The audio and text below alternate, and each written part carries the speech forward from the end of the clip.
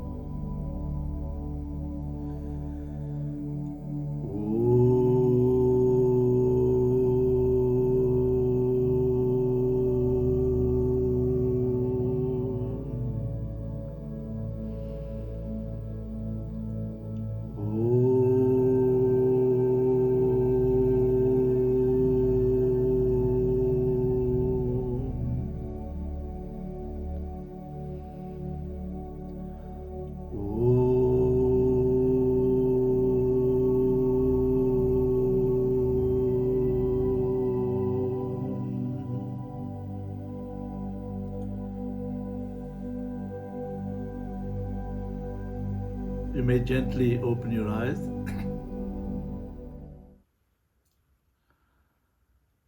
Many people in the journey of their lives are not traveling progressively. They are not moving forward and achieving the best out of their lives. They're not achieving the optimum outcomes in their lives. Many people are running on the spot. What is the reason for that? For this? Are they applying brakes on their journey? So let us just look into this.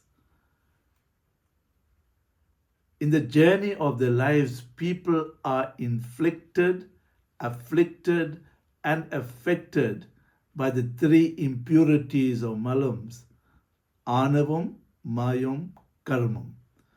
Anavam is the ego and the egocentric desires. Mayam is the impact of the world on the journey of the soul. And karmam is the impact of the actions on the journey of the soul. So in this session, I'm going to concentrate on just one impurity, which is anavam, or the ego and egocentric desires.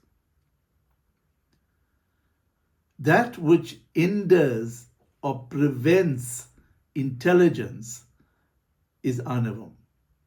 And hence, ignorance is the negative impact of anavam on the self.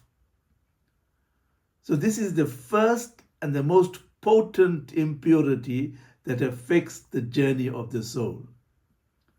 It is the most difficult impurity to mitigate, as it is very elusive.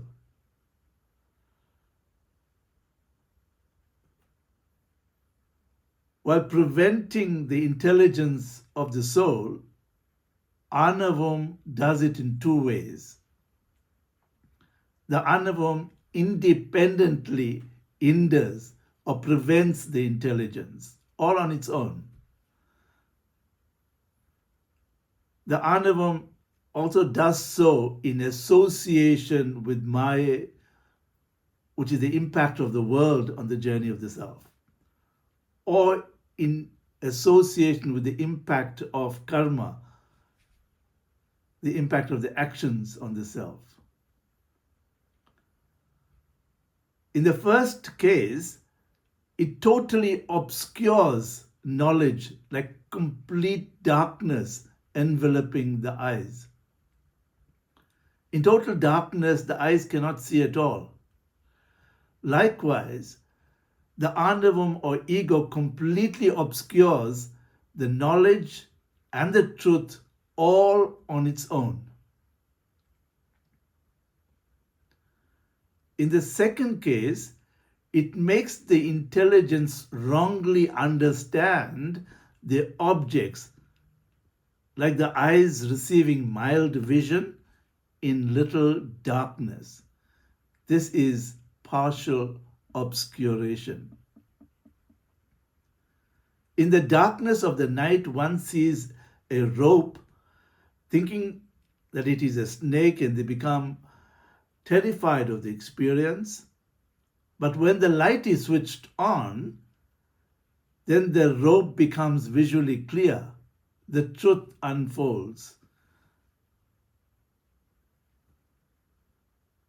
So,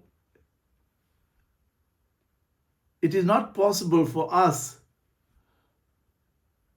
to see our Anavam, but we can see the ego games that we are playing. And some of the ego games that we are playing, one is domination, 2, refusing to be dominated, 3, vociferously articulating, I am right, or you are assertively saying, you are wrong. Then there is also cover up. And finally, it's a game that we play is survival. So let's go and look at the first one, domination. Because of Anavam, we dominate people, we dominate situations, we dominate everything. Because we want to feel important, we want to feel recognized, and we want to take control over everything. And therefore, it's a game of domination we play. If you look at a father and a daughter, whatever the daughter wants, the father buys for the daughter. Wherever the daughter wants to go, the father takes the daughter along to wherever she wants to go. But however, if one day the daughter tells the father, Dad, I want to go out with my friends to the nightclub on Saturday night. And suddenly the father says, oh no, you can't go to the nightclub. That is not a good place, especially with all the social evils that happen in a nightclub. And the daughter says, no, Dad, you know all my friends. I got good friends and I'm going out with my good friends. You shouldn't be concerned about it. And the father says, no, no. He's very assertive. You shall not go to the nightclub. So the daughter always had the father under a control. Everything that she wanted, she got. Every place she wanted to go to, she was taken. But now she's losing grip of that control. And a Hanavam comes out, an ego. And then she fights the father. She refused to accept what the father is saying. And then the fight goes on between the father and daughter. And most teenagers end up fighting the parents because of situations like this. The Anavam comes out in the children because they're losing control. They're not experiencing the domination in the situation anymore.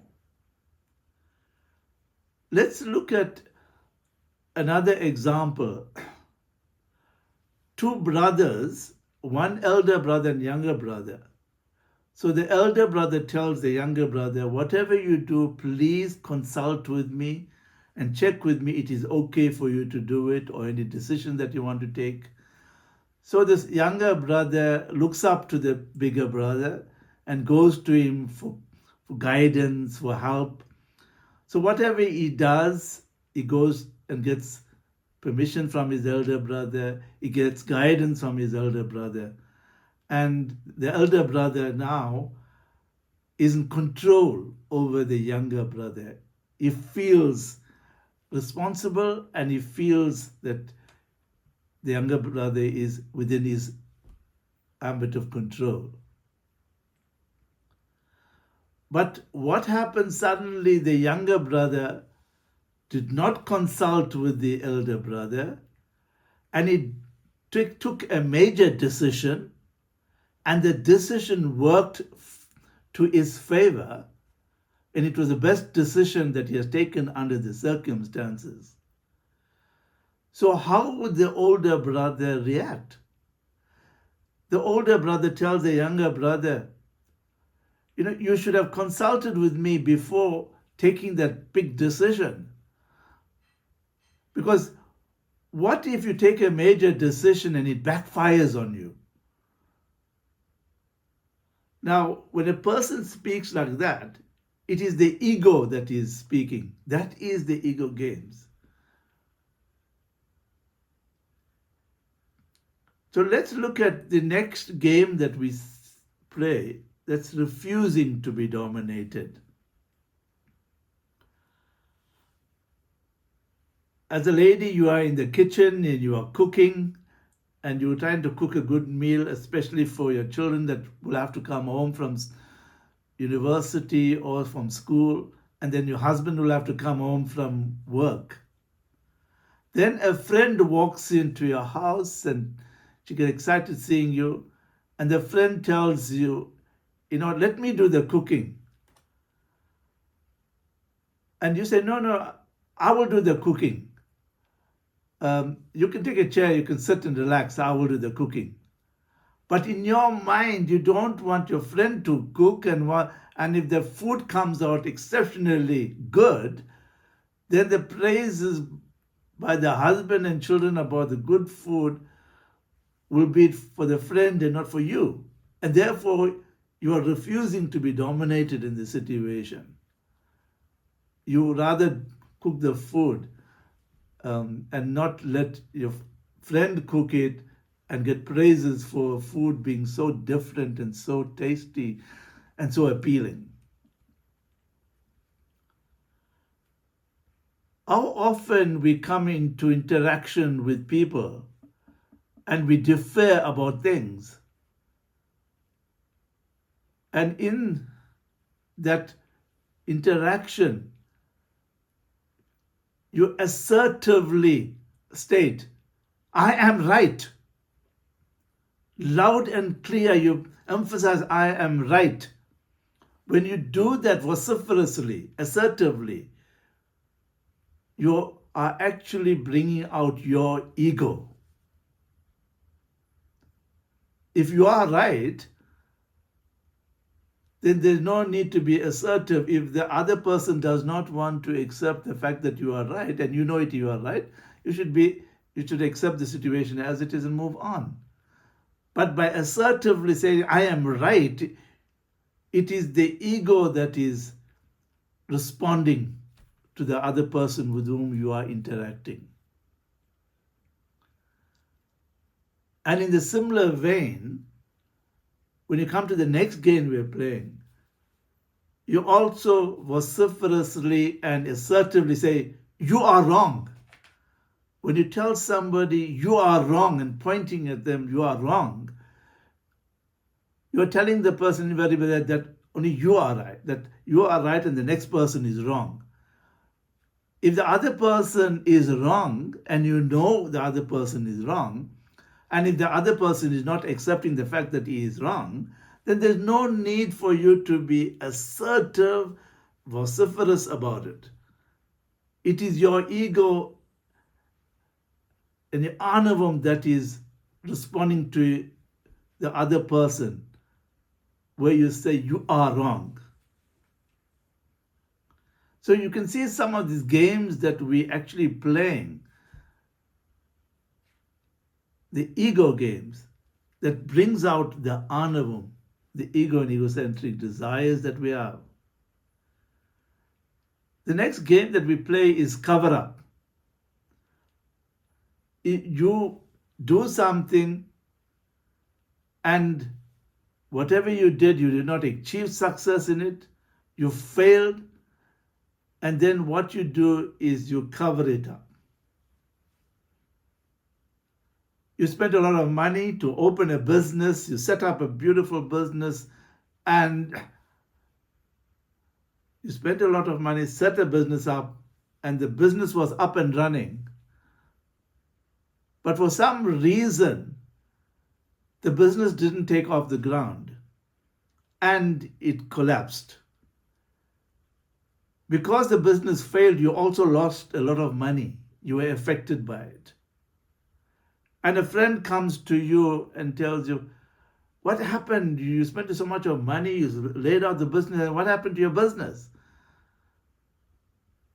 Then you cover up by giving an excuse. Oh no, it's because of the recession my business failed, or because of the pandemic the business failed. So you give a justifiable answer why the business failed. Because your ego does not want to die, your ego does not want to be defeated, and therefore you cover up your failures with the other. These are the games that we play. And if all these games cannot be played, the last game you play is survival. Survival is where you will go out of the way to fight the next person or to fight the issue because you want to survive. As I mentioned, we move into survival mode because our egos don't want to be defeated and our egos don't want to die. And therefore, for survival, they fight the issue. Sometimes a friend from Cape Town may have come and met you in Durban. And he tells you Cape Town is such a beautiful city. And he describes the Cape Town and it is the most beautiful city in this country, in South Africa. And your ego does not allow you to accept what he's saying. Then he describes where in this country you'll see beautiful mountains that are flowing into forests and then flowing into the seashore and into the beautiful ocean. Nowhere in this country you'll see sceneries like that. Mountain into forest, forest into the shores, shores into the ocean. And it describes vividly the beauty of Cape Town. So what you do, you challenge him.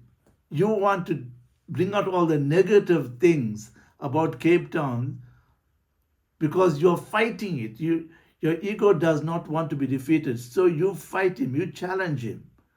And you say, no, if you go to Cape Town, the wind is howling and it is not good. You have 3 types of weather in one day. You have 3 seasons in one day, or 4 seasons in one day.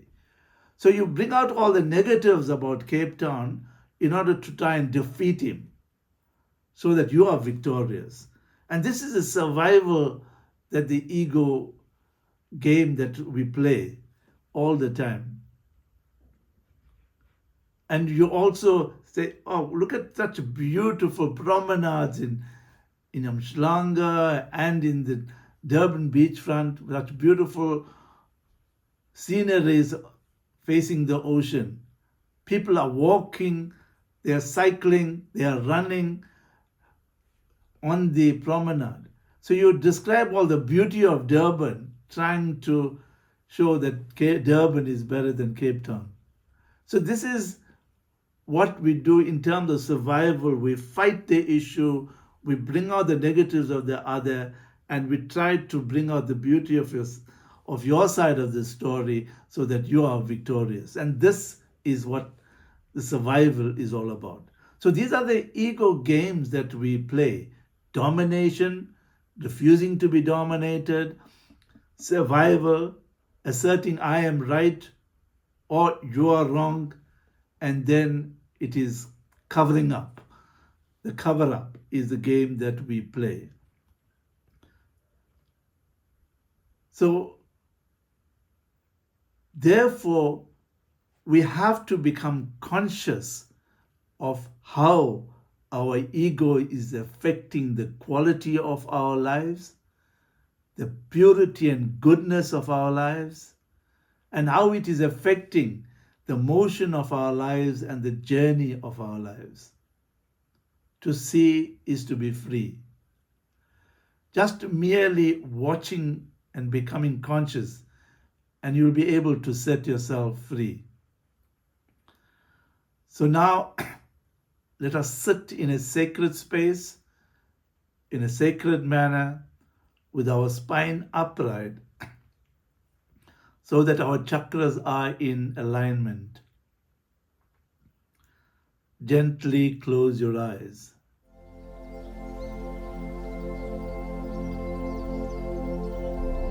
Now contemplate on yourself with authenticity.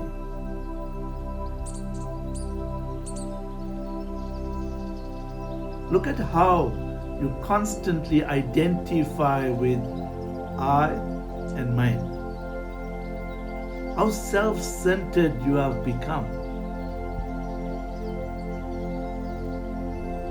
Look at how you strive to protect your image.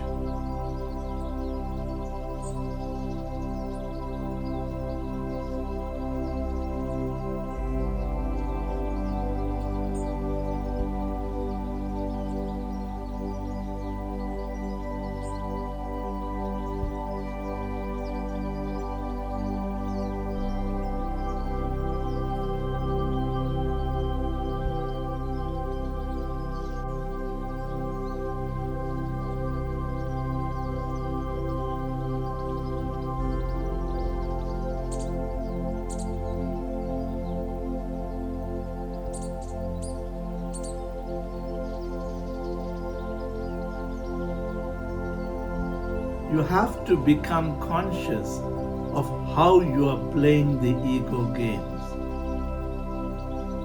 You cannot see your ego, but you can see the ego games you are playing.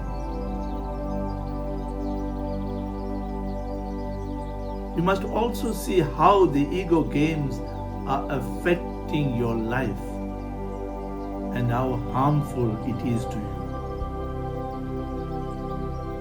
Look at the ego games you're playing and how it is affecting your life and how harmful it is to you.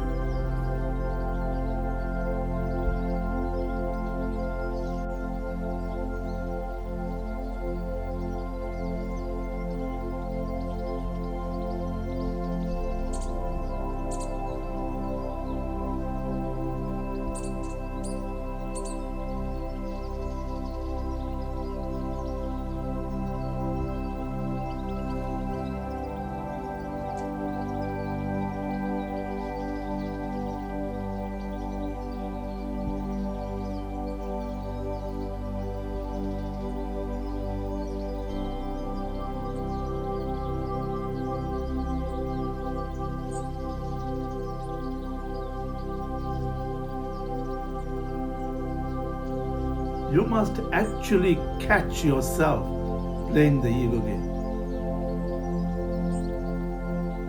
When you do that, you will become aware of the ego games you are playing. So you have to live in awareness of the ego games you are playing.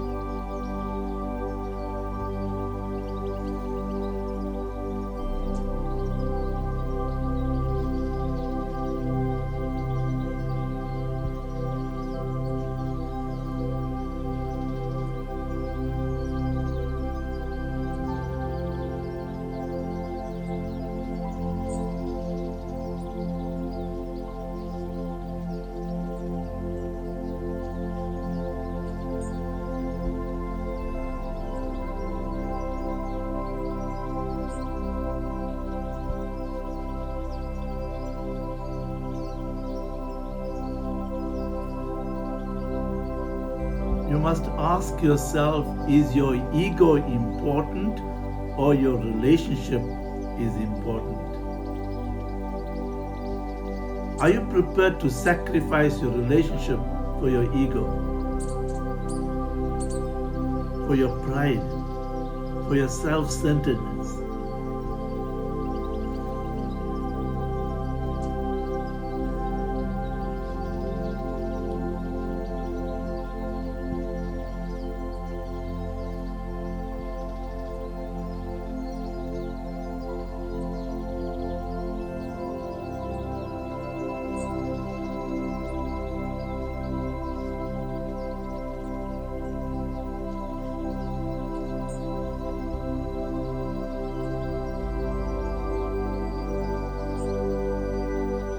Is your ego important or your business is important?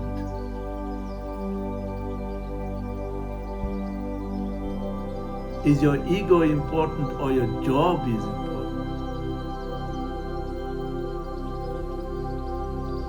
When you realize that sometimes it is better to be happy than to be right in the eyes of the other. Your ego, your anavam drives you to be right in the eyes of the other.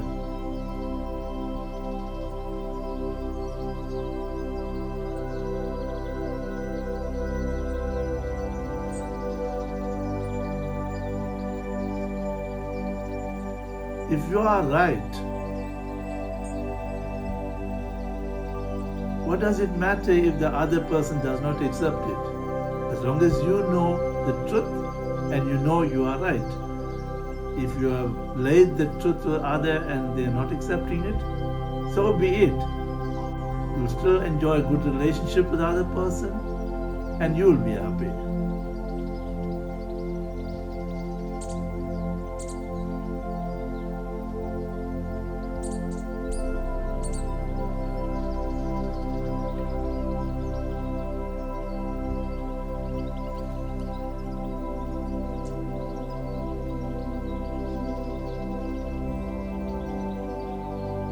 Now we will flow into meditation. Ensure that the tip of your index finger is touching the middle of your thumb and place your hands facing upwards in the middle of your thighs.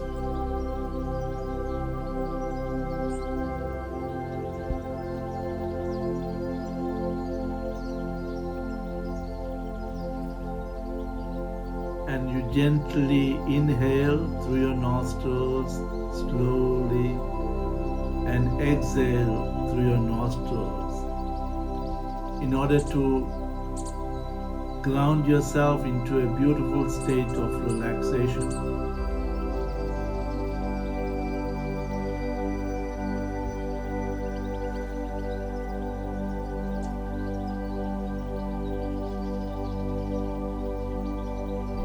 Now bring your awareness to the center of your heart.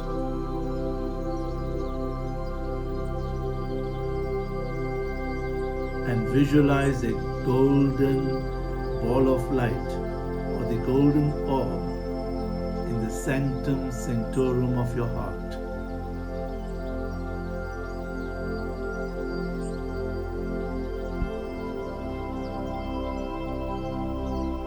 And now visualize that as you inhale, the golden ball of light is filled with more golden light, and therefore it is expanding in size. As you exhale, the golden orb or golden ball of light radiates the golden light to the whole body. You experience the flow of the energy of light flowing throughout your body, permeating your entire body and filling every cell in your body with golden light.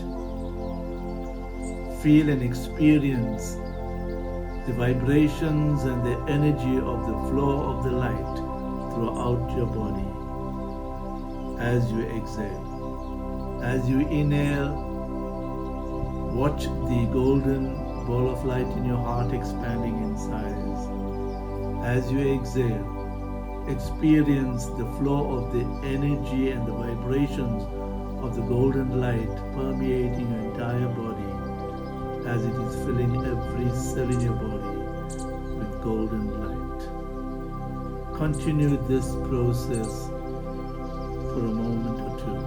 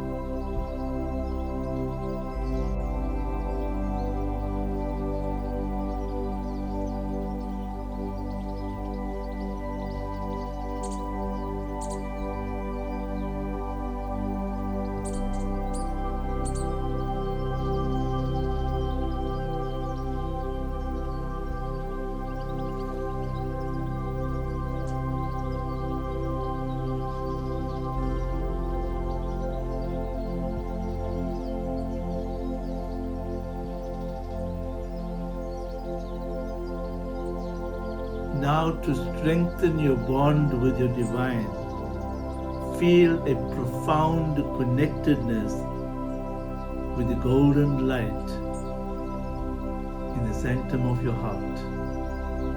This beautiful effulgence is your divine within you, and experience causeless joy as you connect with this golden orb or the golden ball of light in the sanctum sanctorum of your heart. Put a beautiful smile on your face as a reflection of the joy that you are experiencing with the effulgence that you are connecting with.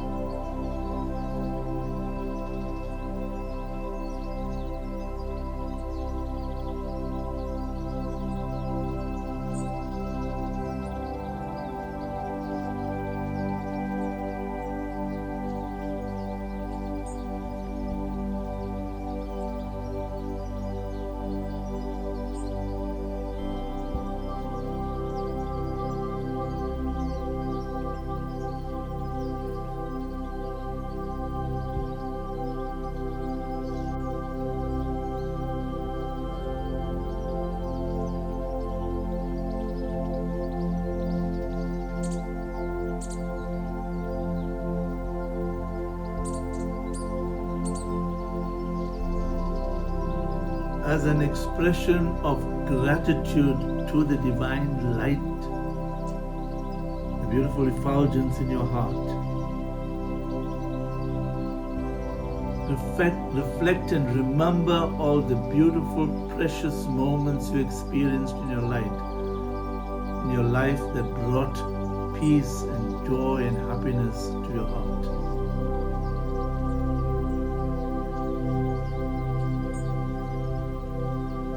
Remember and reflect on all these precious moments that brought so much of joy, peace, and happiness to your life.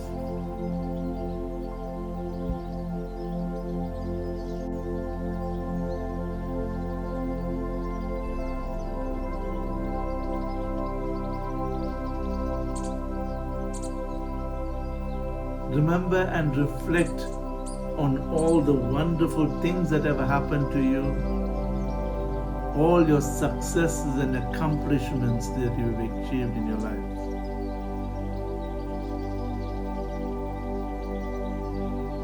Just remembering even all your beautiful loved ones that surround your life, your successes and your accomplishments, and and all the beautiful, precious moments.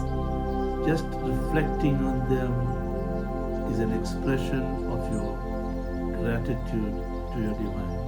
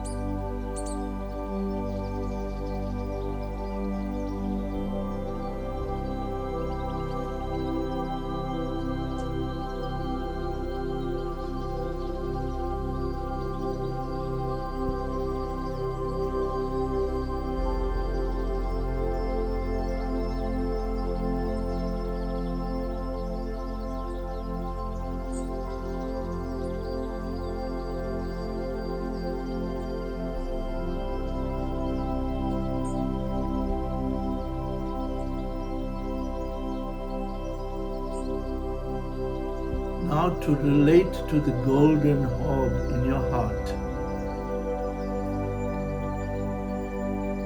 Share the joys of your day. Whatever is important to you right now in your life, you can share it with your divine. Manifest as the golden orb in your heart.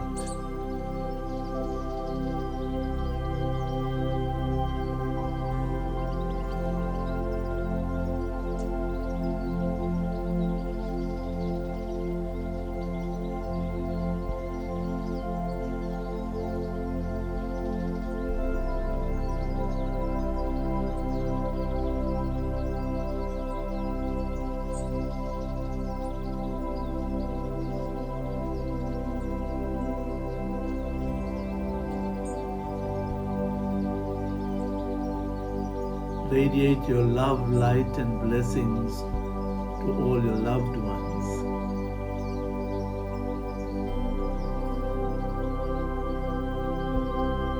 Radiate your love, light, and blessings for the country, so that there is stability in our country, interracial harmony, and peace.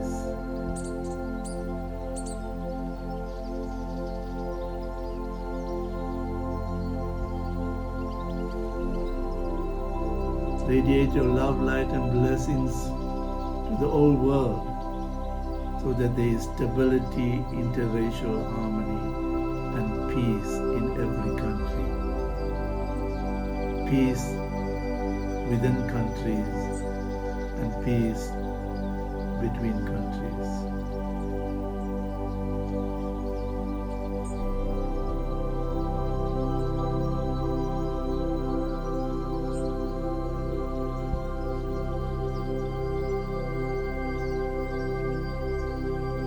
Now express gratitude to the golden orb, for the golden ball of light in your heart, for making this meditation possible for you.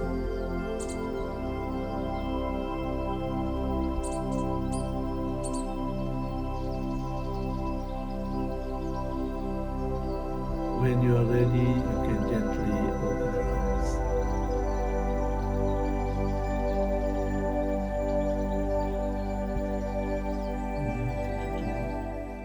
Thank you to all of you for joining the sadhana program. You can continue to intensify your practice of sadhana, and by intensifying your practice of sadhana, you will activate and enable your Kundalini Shakti to rise from the Muladhara chakra in the perineal region upwards. And it requires a rising Kundalini for you to be an accomplished dancer, an accomplished singer, or an outstanding artist, even to excel in any field of activity, whether it's mathematics, engineering, or any other field of activity. It requires a rising Kundalini. And it is the practice of your sadhana will enable the Kundalini to rise. So all the best to all of you in the journey of your life. Nandri Vanakkam.